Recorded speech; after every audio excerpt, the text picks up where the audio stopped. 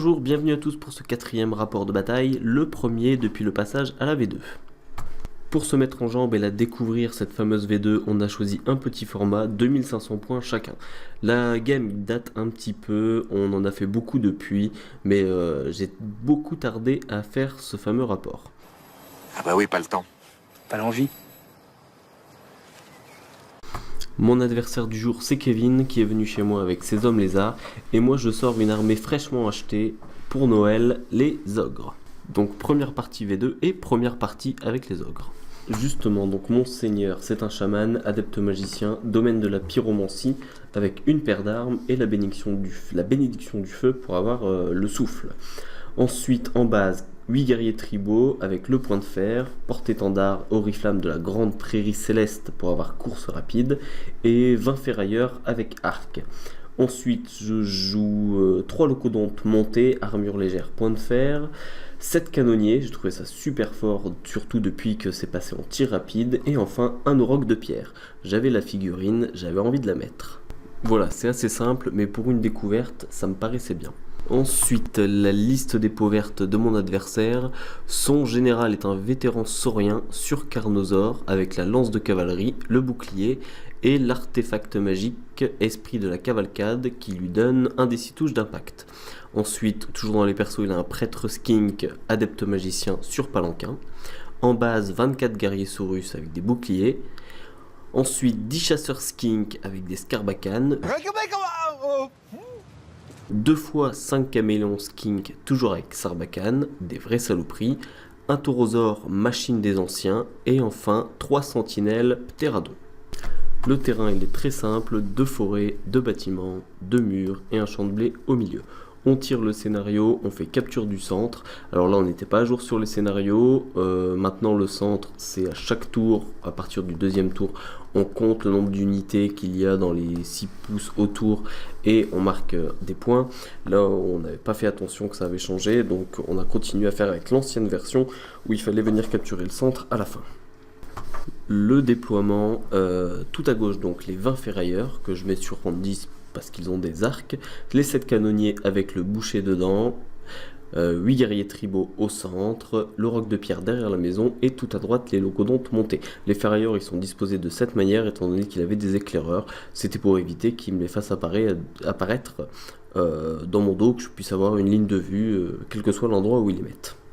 De son côté de gauche à droite il met les 10 chasseurs skink, les guerriers sauriens avec le magicien skink à l'intérieur sur palanquin, le taurosaure, le vétéran saurien sur carnosaure, les ptéradons derrière la forêt, et après avec ses éclaireurs au final il met ses 2x5 caméléons ici en haut à droite. Alors soyez pas étonnés par les espaces qu'il y a au niveau des tirailleurs, mais je peux pas mettre juste un pouce, il m'oblige à mettre 2 pouces, donc parfois ça va jouer un petit peu dans les lignes de vue, dans les arcs de charge, etc. Mais au moins vous êtes prévenus. Il faudra plus se fier aux photos qu'au logiciel. Voilà, j'ai un +2 pour commencer, je fais 1, donc évidemment c'est lui qui a le premier tour. Son mouvement, il fait rentrer les chasseurs skink dans la maison, il avait pile poil le mouvement sans marche forcée. Puis il avance les ptéradons derrière la maison, à portée de charge des locodontes, et il bouge le vétéran saurien pour éventuellement venir en contre-charge, si jamais je suis assez stupide pour aller charger les ptéradons. Ensuite, phase de magie, eh bien, il joue le druidisme, donc il connaît automatiquement le trône de chêne. Le palanquin lui offre le sort numéro 1, The Healing Water, c'est eau vivifiante pour avoir la régène 5+, ou 4+. Ensuite, il avait tiré donc le 3 et le 4. Le 3, c'est Endwithing Roots, enchevêtrement de racines, et Summer Growth, croissance estivale. Donc il tire la carte numéro 5, il lance le trône de chêne, je le laisse passer. Ensuite, l'eau vivifiante sur les ptéradons pour leur donner donc maintenant la régène 4+. Et ben j'arrive pas à le dissiper, donc ça passe aussi, et il garde 3 marqueurs voile en réserve pour la prochaine phase. Donc mon tour 1, et ben oui je suis stupide, je le fais, je charge avec les locodontes dans les ptéradons. C'est un piège! Histoire de les envoler, et puis comme ça, je me suis dit qu'en irrésistible, avec 3D, en étant rapide, j'allais pouvoir sortir de la ligne de vue du vétéran saurien. J'allais me prendre le taurosaure, mais je pouvais l'assumer, donc sans problème, j'y vais. Ensuite, le roc de pierre va venir se positionner du côté droit de la maison pour aller éventuellement après chercher le vétéran saurien, mais il faut que je reste hors de distance de charge, c'est moi qui dois le charger à tout prix. Donc on reste prudent et les guerriers tribaux, ils avancent de 8, ils viennent se mettre derrière le champ de blé. Tout à gauche, les canonniers avancent histoire d'être à portée de tir des guerriers sauriens et les ferrailleurs, il n'y a plus de menaces qui risquent d'arriver sur la gauche, donc ils se repivotent vers le centre. Phase de magie, je tente une coulée pyroclastique dans les guerriers sauriens, ils me la dissipent, donc je passe derrière les épées flamboyantes sur les canonniers. Les canonniers qui, justement, la phase de tir, feront quand même 5 morts dans les guerriers sauriens. Les ferrailleurs ont juste les chasseurs skinks qui sont dans la maison à couvert lourd, à longue et tout. J'en passe une quand même, je blesse et il a une armure 6+, il la passe. Donc pas de mort dans les chasseurs skinks. Du côté du CAC, les locodontes font un mort à l'impact et ensuite je ne prends rien comme dégâts. Donc je les tue évidemment. Charge irrésistible, je fais 2, 2 et 1, donc catastrophe. J'avance de 4 et donc je ne sors pas de la ligne de vue du vétéran saurien. Il me fallait vraiment pas grand chose, mais faire 4 là sur les 3D, et ben catastrophique quoi. Dès le tour 1, j'ai senti que j'avais fait la grosse boulette. À la boulette. Du coup, la sentence elle se fait pas attendre longtemps. Début du tour 2 de Kevin, la double charge du taurosaure et du vétéran saurien. Un de flanc, un de face, et là je sens que je vais prendre très cher. Côté mouvement, il recule de 2 pas les guerriers sauriens, et ensuite les 2x5 caméléons vont venir titiller un petit peu le roc de pierre. En magie, il passe la croissance estivale à 3D, il fait 6, 4, 3, du coup je laisse passer, il remonte les 5 guerriers sauriens qu'il avait perdus au tour précédent. Ensuite je dissipe l'enchevêtrement de racines et l'eau vivifiante. Phase de tir, gros chatard de Kevin, il met tous les tirs des chasseurs skinks dans les canonniers. Il arrive à faire 6 points de vie, donc 2 canonniers de mort. Et de l'autre côté, les petits pics à brochette là sur le roc de pierre, il en passe 3, je réussis 2 saves, donc un petit PV, un peu moins de réussite pour lui. Le CAC, allez, fisting party. Il lance son dé de touche d'impact avec le taurosaure, il fait 2, les cornes acérées lui permettent de le relancer, il relance, il fait 6. Du coup, première touche d'impact, je me prends 3 PV, impact du carnosaure derrière, je reprends 4 PV parce qu'il retape son 6 à l'impact. Du coup, c'est déjà terminé, le héros tape, il met 4 PV et du coup, il termine les locodontes avant même que j'ai l'occasion de taper. La grosse boulette, ce manque de chance sur la charge irré, j'ai pris le risque, mais ça me termine déjà, il prend déjà, je sais plus combien, mais au moins quasiment 400, 500 points dès le premier tour, c'est terrible. Mon tour 2, j'ai pas envie de continuer à me faire pilonner la tronche par les chasseurs skinks.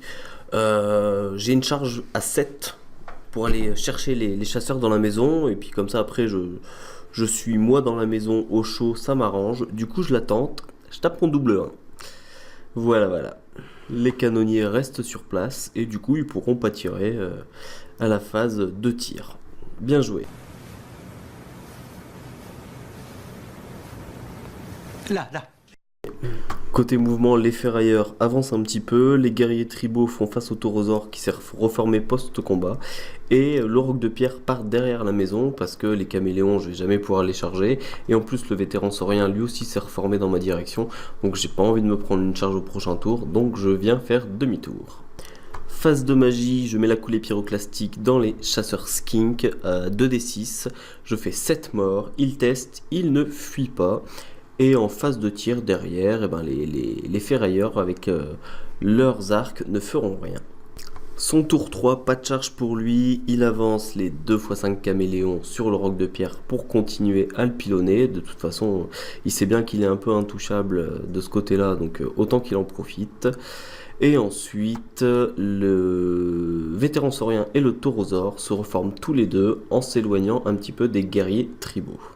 Sa phase de magie, il tire la carte 6, il décide de passer le enchevêtrement des racines pour me mettre -2 en précision sur les canonniers, et ainsi derrière je dissipe le repop, la croissance estivale sur les chasseurs skinks.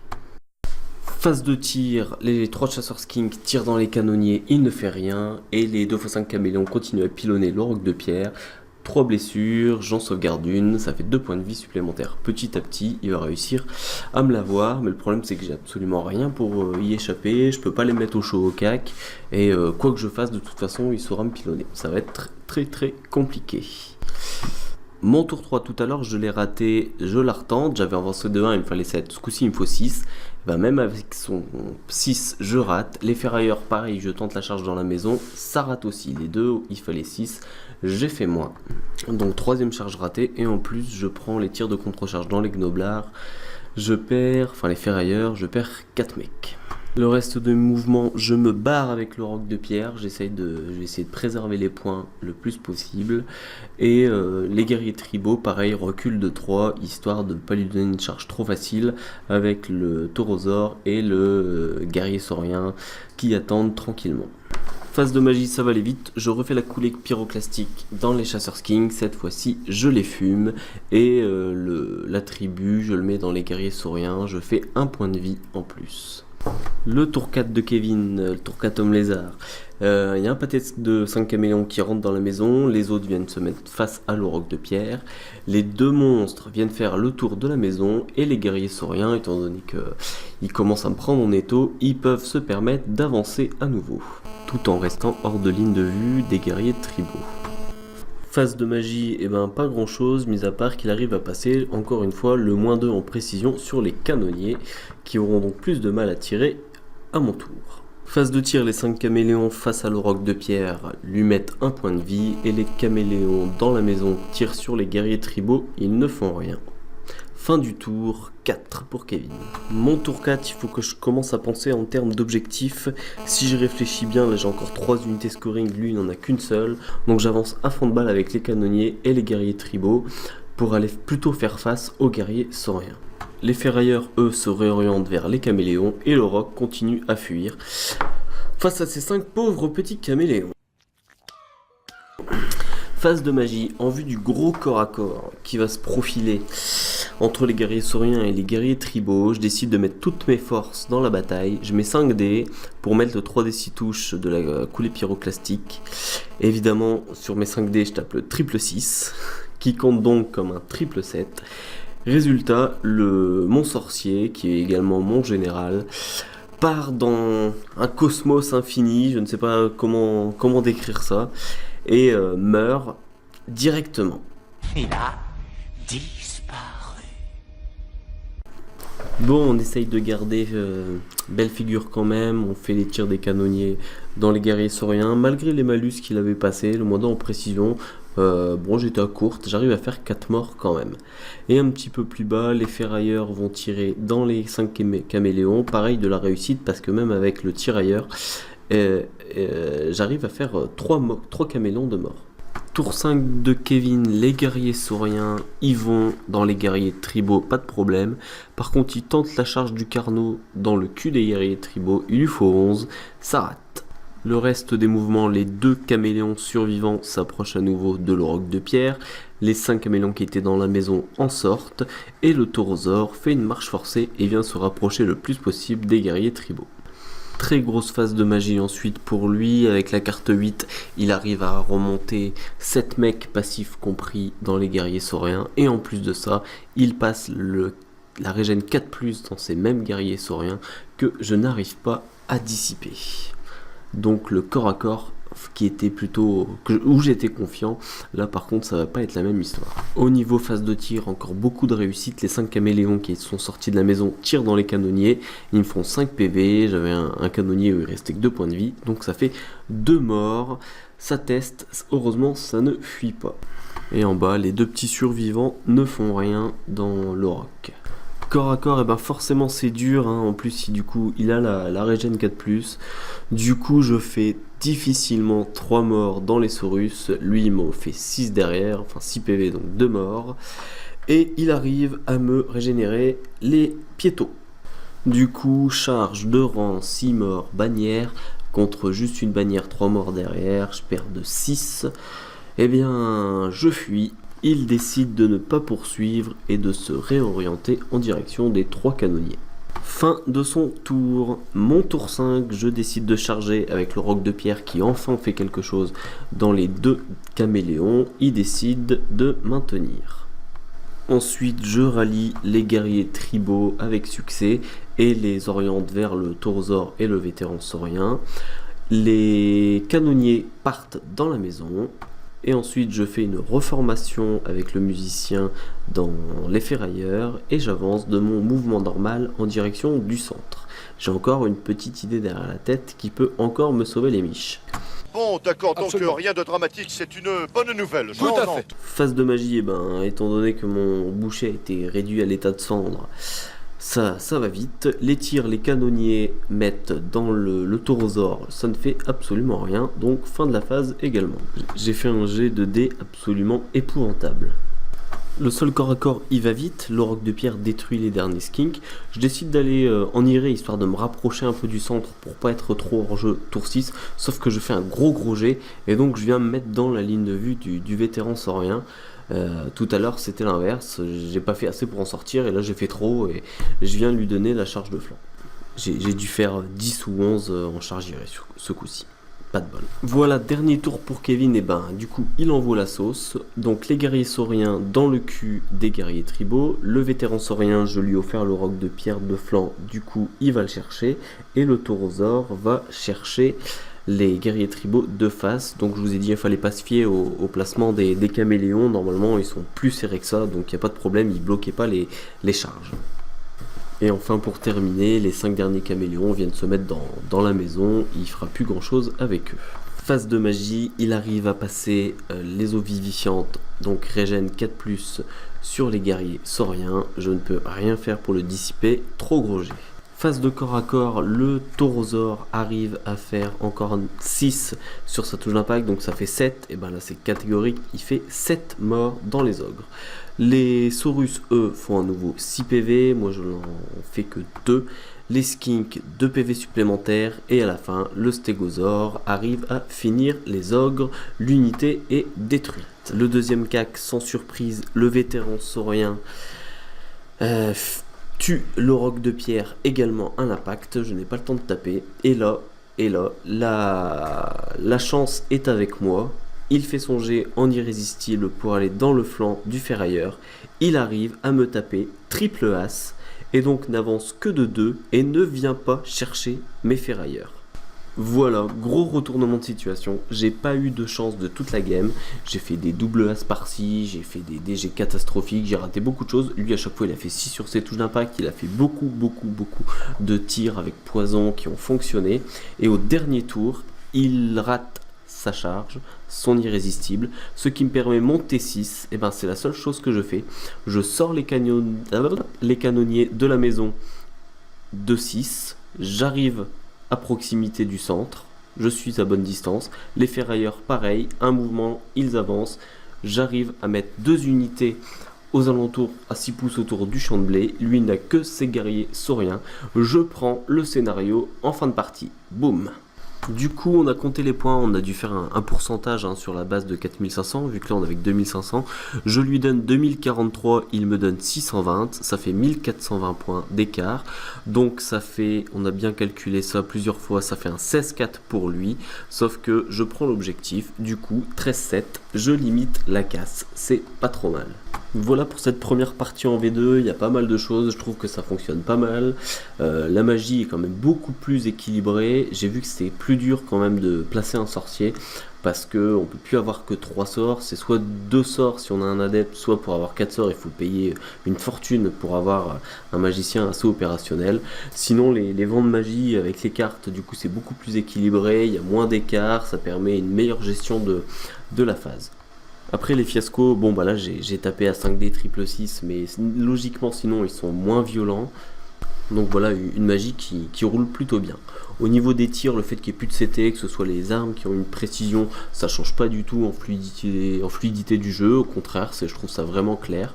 Pareil pour ce qui est de la CC offensive et CC défensive, on n'a pas noté de grands changements, c'est cohérent, tout va bien.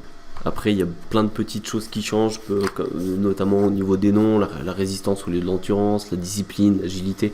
Mais ça, il y a toujours beaucoup de choses qui restent. Mais on va s'y faire petit à petit. En tout cas, je suis assez convaincu par cette V2. Et je vous dis, on a fait beaucoup de parties depuis. On a même fait un gros tournoi.